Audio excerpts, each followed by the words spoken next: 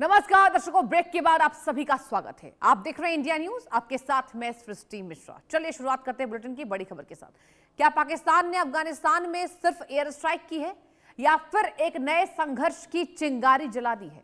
अफगानिस्तान के पहाड़ों में गूंजे धमाकों के बाद सवालों का तूफान है।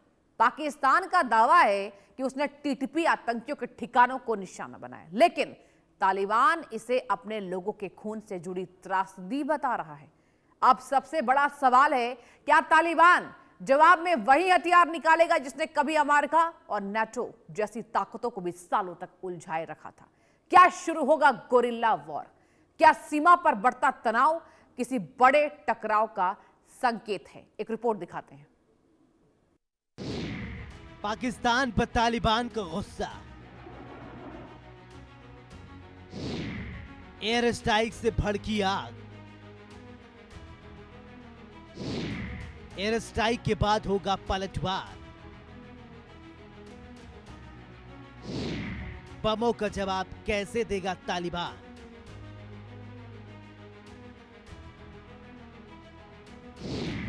एयर स्ट्राइक से भड़की आग। जेट वर्सेस गोरिल्ला कौन जीतेगा?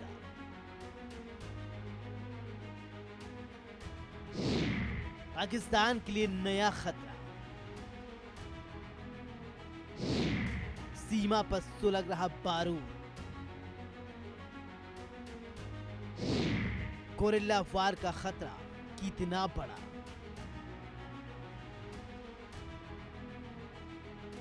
आसमान में गरजते लड़ाकू विमान, पहाड़ों के बीच गूंजते धमाके, और फिर शुरू होता है आरोपों, जवाबी धमकियों और युद्ध की आशंकाओं का नया चैप्टर।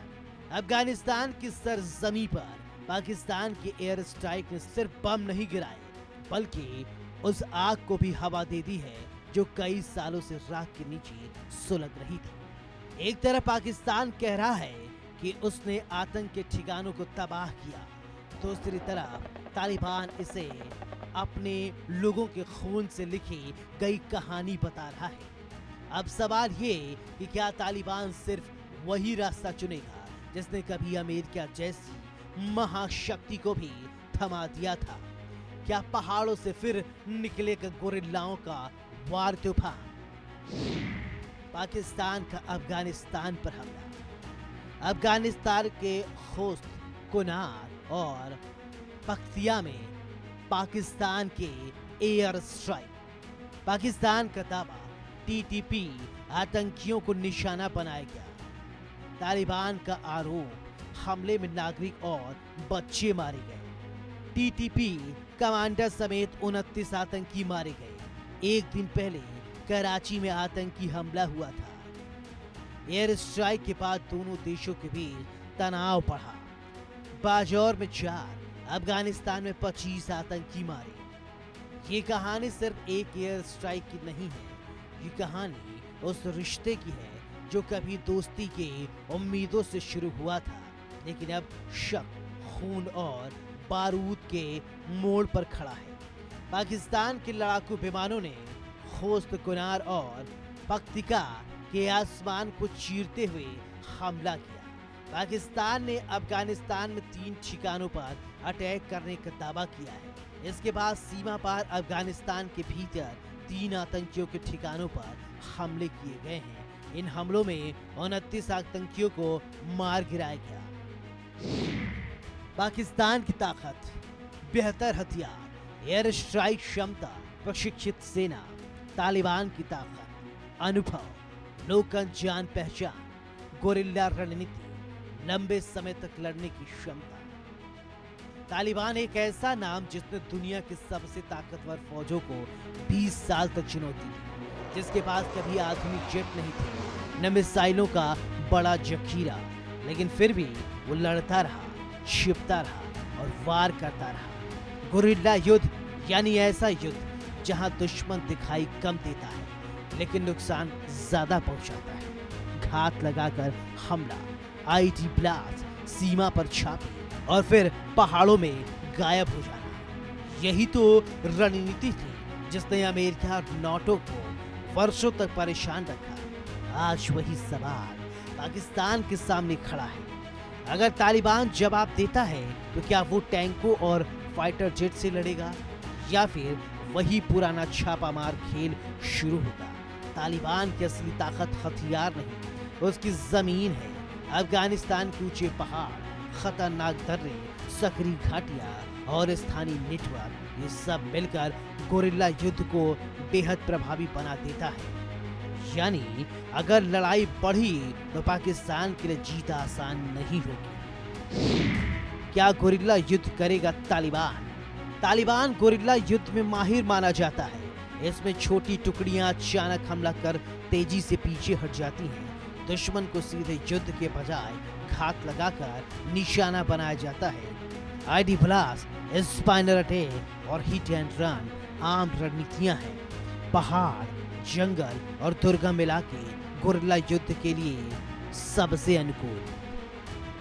कम संसाधनों वाली ताकतवर विरोधी सेना को उलझाने में अहम। तालिबान ने अमेरिका और नाटो के खिलाफ इस रणनीति का इस्तेमाल किया था। गोरिल्ला युद्ध में लड़ाई लंबी और थकाऊ हो सकती है, इसलिए इसे बड़ी सेनाओं के लिए चुनौती माना जाता है। लेकिन तस्वीर का दूसरा पहलू भी है। पाकिस्तान कोई छोटा खिलाड़ी नहीं, उसके पास आधुनिक एयरफोर्स है, मिसाइलें हैं, ड्रोन है और एक विशाल सैन्य ढांचा है। पारंपरिक युद्ध की बात हो तो ताकत के तराजू में पाकिस्तान भारी दिखाई देता है, लेकिन इतिहास बार बार एक बात सिखाता है, और युद्ध ताकत से नहीं जीता जाता। वियतनाम से लेकर अफगानिस्तान तक कई बार छोटे लड़ाके बड़ी सेनाओं को लंबे संघर्ष में उलझा चुके हैं। यही वजह है कि इस टकराव को दुनिया बेहद गंभीरता से देख रही है। इस पूरे संकट के केंद्र में है एक नाम, टीटीपी, वही संगठन जो पाकिस्तान की सुरक्षा के लिए सबसे बड़ा सिरदर्द बन चुका है।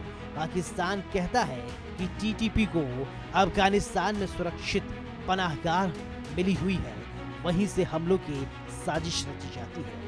तालिबान इन आरोपों को खारिज करता है, लेकिन हर नए हमले के बाद ये बहस और ज्यादा तीखी हो जाती है, और यही बहस अब बमों और गोलियों की भाषा में बदलती नजर आ रही है। अगर ये तनाव बढ़ता है तो सबसे बड़ी कीमत कौन चुकाएगा? न तालिबान, न पाकिस्तान की सत्ता, बल्कि आम लोग, सीमा के दोनों तरफ रहने वाले परिवार जो हर धमाके के साथ डर का जगाते हैं। बच्चे जो स्कूल की जगह शरणार्थियों की शरण भागते हैं। व्यापारी जिनकी रोजी रोटी सीमा बंद होने से खत्म हो जाती है।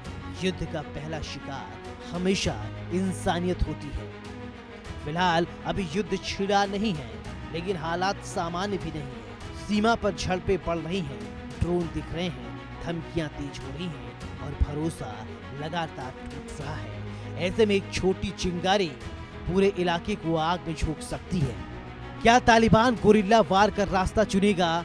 क्या पाकिस्तान बड़े हमले करेगा या फिर बातचीत बारूद पर भारी पड़ेगा? अफगानिस्तान के पहाड़ आज भी खामोश खड़े हैं, लेकिन उनके खामोशी के भीतर एक संघर्ष की आहट सुनाई दे रही है, क्योंकि जब सीमा पर बंदूकें बोलने लगती हैं तो शांति की आवाज बहुत धीमी पड़ जाती है। और इस वक्त दुनिया की निगाहें इसी सवाल पर टिकी हैं, क्या ये सिर्फ एक एयर स्ट्राइक थी या आने वाले बड़े टकराव का trailer? Bureau report, India news. और कासगंज से बड़ी खबर का रुख करेंगे। ट्रेनी एयरक्राफ्ट निर्माणाधीन हाईवे पर गिरा है। बड़ी जानकारी आप तक पहुंचा रहे हैं। महिला ट्रेनी पायलट